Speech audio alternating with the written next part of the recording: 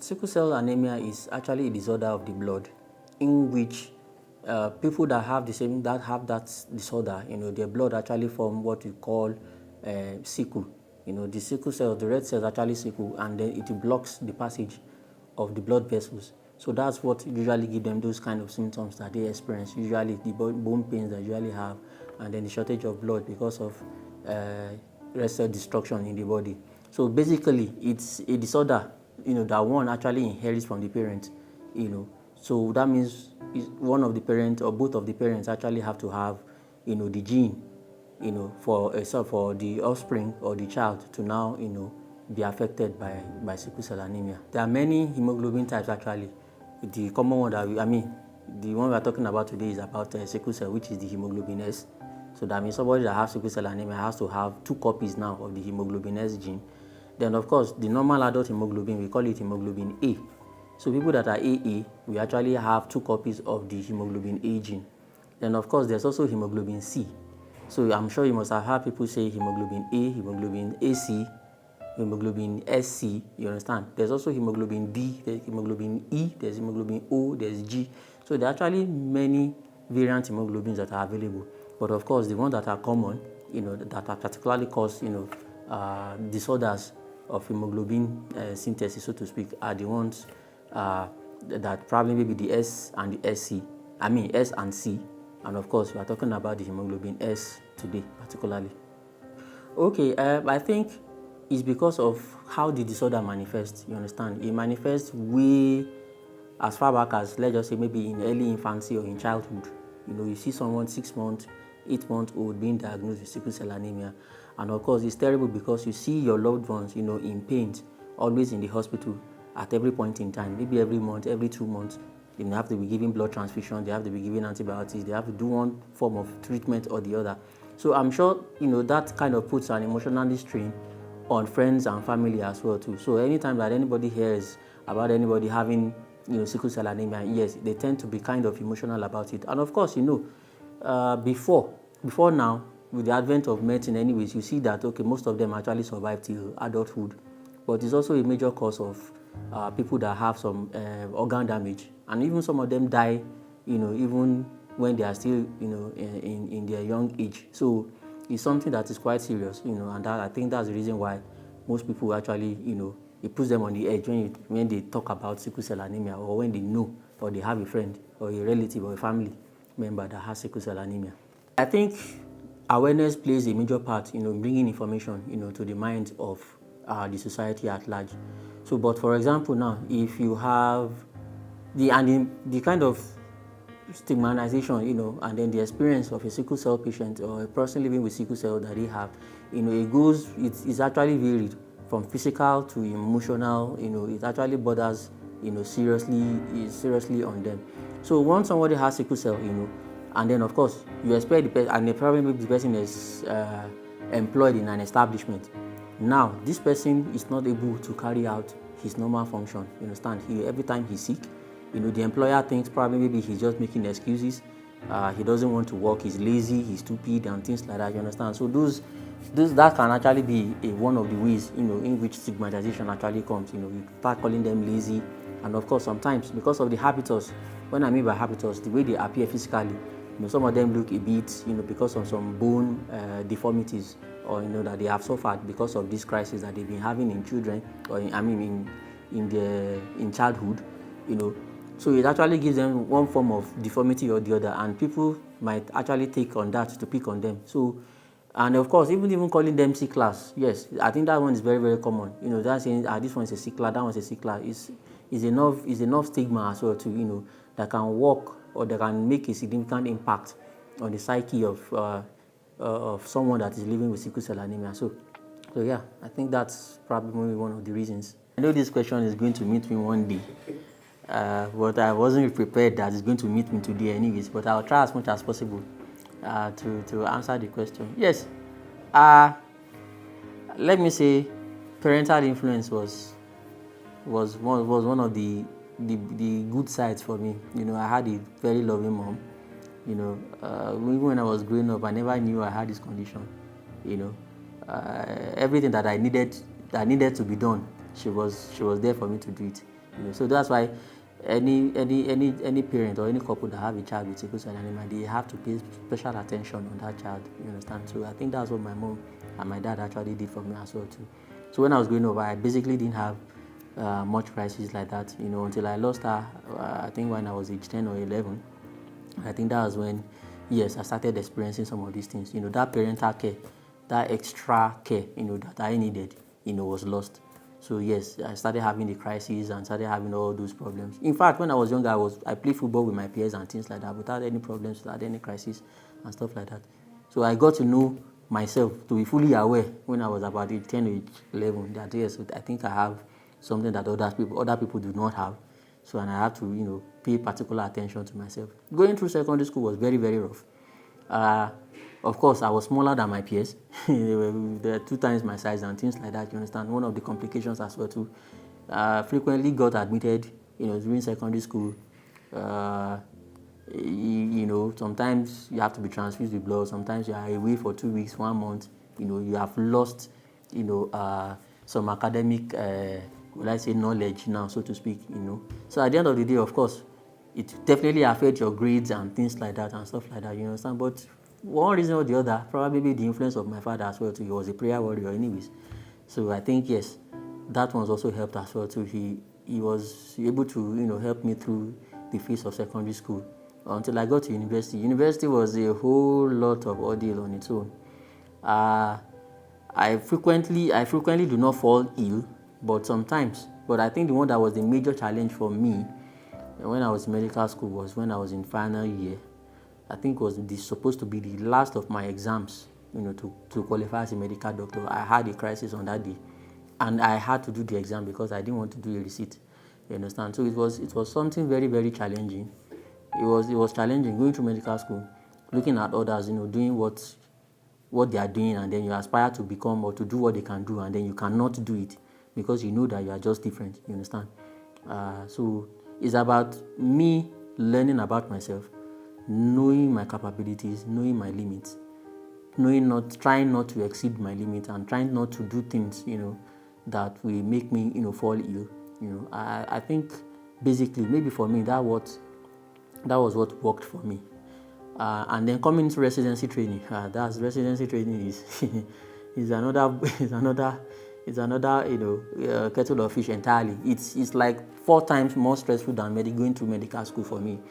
And for me to be able to have actually reached the pinnacle of my career, I think I owe it to God because He's the giver of life. So yes, I'm very religious, so I have to mention God, Jesus Christ. So I don't think on my own I would have been here by myself, So I think, committing my ways to God as well, to leading me in the path, bringing me here this far. I owe it to Him. And like I always, counsel other warriors as well too. There's nothing God cannot do. Yes, most of us, we have one prayer point. Yes, you want this thing just to change so that you can live your life as like normal people and things like that. But of course, our experiences should be what should be able to motivate others as well too. That if I can do it, definitely you can do better. Not just that you can do it, you can actually do better. So going through medical school, going through residency training, and being here at this point in time, yes, I think, yes, I owe it all to God. Well, sickle cell patients, they are actually human beings, you understand, and then I think, yes, they deserve to be related with, just like every other person. Of course, because of the fact that, yes, they will be needing medical intervention at every point in time of their life, you understand.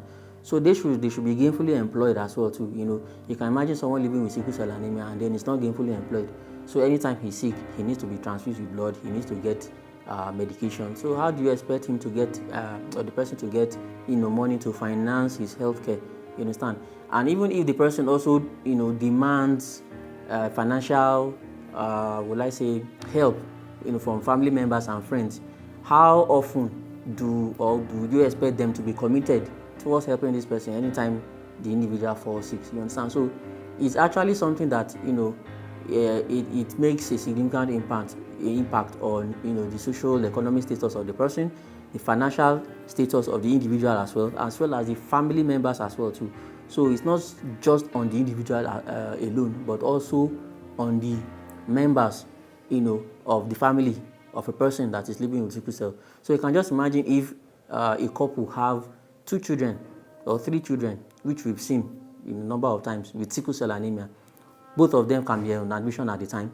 All of them can be on admission at the time. And then, of course, this person will not be able to go to work. That is, the couple might not be able to go to work because they still have to stay back, and take care of the children. So you can just imagine they've lost many hours, manpower at work, many hours at work. The finances that is, that they've probably be put into other things in the home is now, diverted towards, the medical treatment of these people. So yes, it's something that is actually quite pertinent that we need to actually look into and also talk about as well too.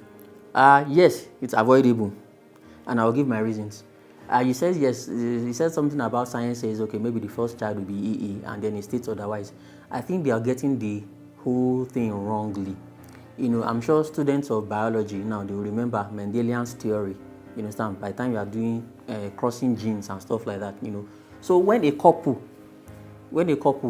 have hemoglobin S gene, that is maybe let's just say you have 2 couple that are AS, the husband is AS, the wife is also AS, and then by Mendelian law of inheritance, it's actually the risk is actually in each pregnancy.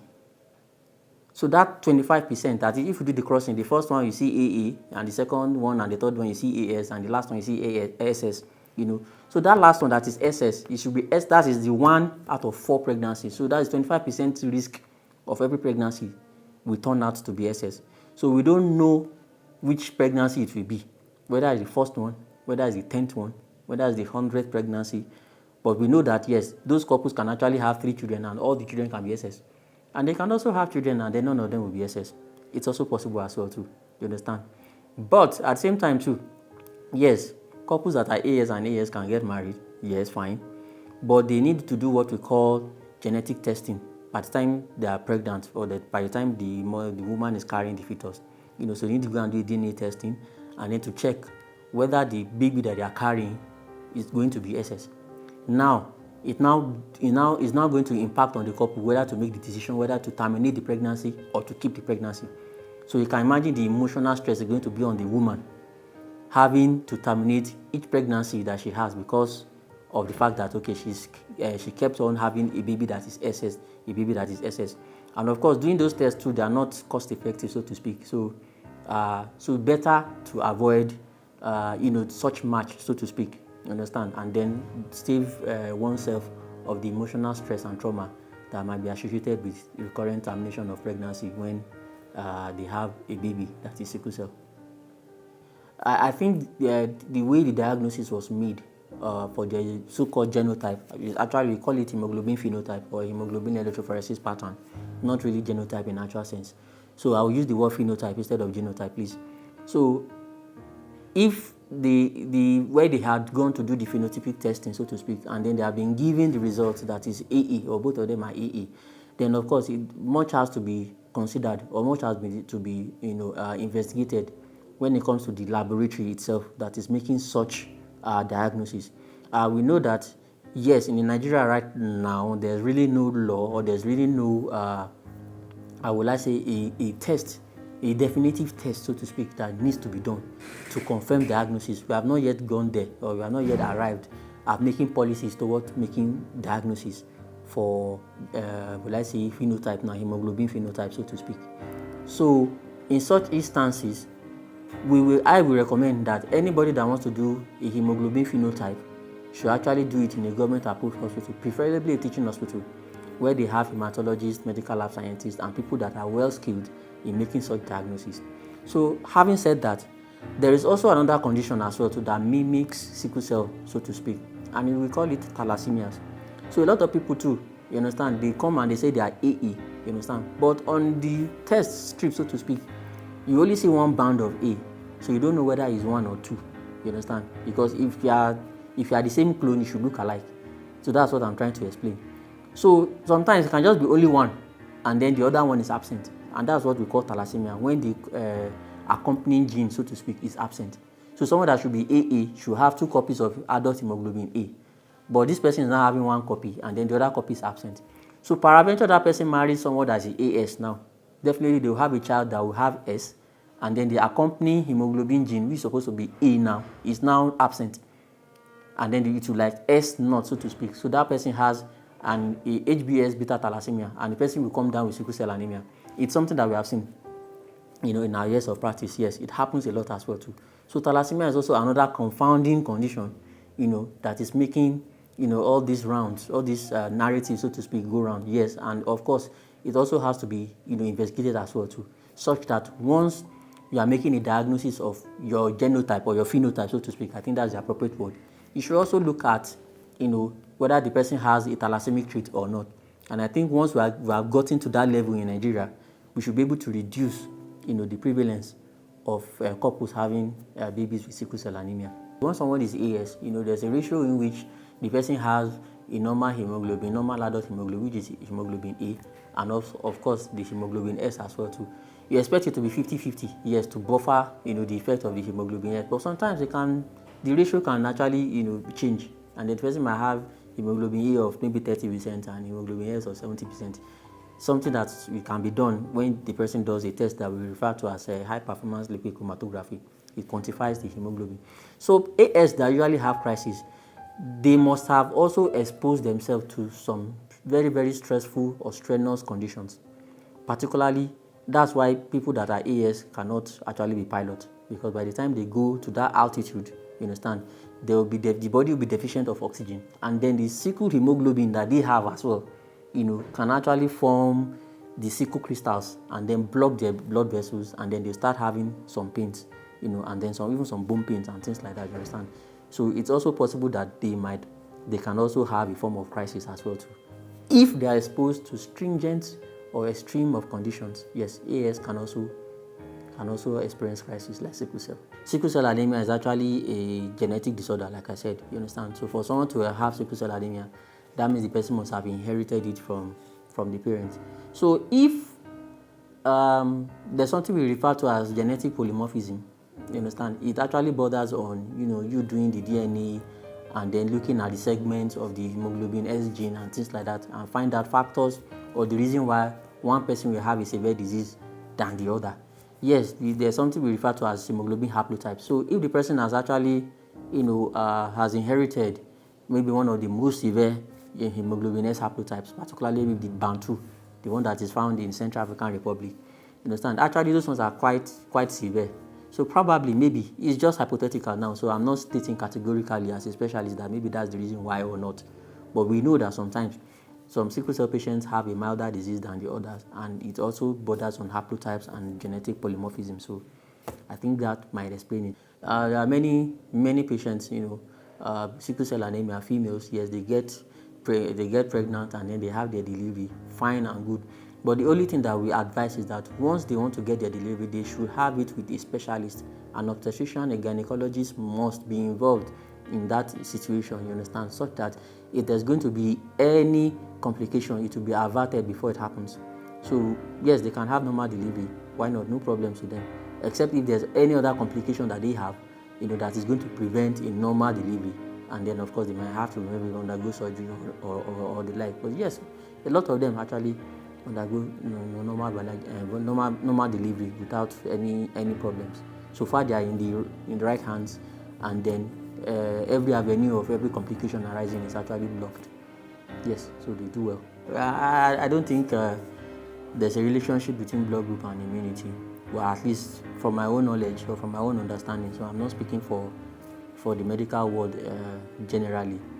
One thing I can say is that, like I said earlier, some sickle cell patients usually have less frequent crises than the others. And I said something about haplotypes, genetic polymorphism. Sometimes, just like some of them have thalassemia as well too, you understand, that can actually help them, have a less form of the disease. Sometimes some of them actually have what we refer to as a persistent fetal hemoglobin. That is the hemoglobin that is present in newborns until the age of 4 to 6 months, you understand. For sickle cell anemia patient, for some reason or the other that we don't know, or that is being investigated now in the medical world, they tend to keep that hemoglobin, and that hemoglobin actually helps them a lot because it improves, oxygen delivery at the tissue level, so that when they are exposed to a lot of stress and conditions in which there's poor oxygen delivery to the body, the fetal hemoglobin comes through and helps them, and it prevents that sickling at that level. and then of course they tend to have less form of crisis, and of course the less form of disease. Yes, so maybe in that sense, yes, because some of them have high hemoglobin, yeah, they have less severe form of the disease, except in the fact that if the person that has a sickle cell anemia patient has a very, very rare blood group. For example, now people that are rhesus negative, or Rh negative rather, sometimes looking for blood that is Rh negative can actually be very, very tasking. So except that, but apart from that, they can have their normal life without any blood group interfering with with their lifestyle, so to speak. But sometimes if they have a rare blood group and they need blood, yes, it might pose a major challenge. Yes, I think in that aspect we can say it can also be, to some extent, affect their management or their treatment. Currently, I think the oldest person that has sickle cell anemia that we know in Nigeria, I think the person is about 91 years or something. I'm not sure whether she's still alive or so, But even the one that I've seen in my practice now, I think the person is about 60 years. So what should we say about those people as well too? So I think now, even with the advent of improved medical care, yeah, they can live their life to the fullest. You understand? I once had someone, that actually taught me in medical school. The person's father was never diagnosed until age 70, and the man was a farmer all his life. So there are a lot of things, that actually that actually happens. But giving them or just pegging an age limit on sickle cell anemia patient and say they will live to this age, and I don't think that is true. Probably maybe it's what they experienced, that maybe they know, or they have someone that got to that age and died. A lot of them can actually live normal, healthy lives to their adulthood, and there are no issues. I'm Dr. Adeyemi Olusegun Ayobola. I'm a medical doctor, obviously, and I'm also a hematologist, and I'm a person living with sickle cell anemia. Sickle cell anemia itself, it's manageable, it's treatable, and it's also avoidable. My advice to intending couples is that once you want to know what your hemoglobin phenotype is, go to a government-approved hospital. Make sure it is a tertiary hospital, a tertiary institution, so that you are sure of your results. And then in couples that are already, will I say discordant now, maybe they are already carriers of the condition, all hope is not lost. If you have a child already that is sickle cell anemia, I think you just need to pay particular attention and then give optimal care to the child. Of course, the child can become anything that he wants to become. I'm a medical doctor today, I'm a hematologist today, so I will not really condemn any any patient living with sickle cell anemia. Just give them the adequate avenue for them to be able to express themselves and to become who they want to become in life.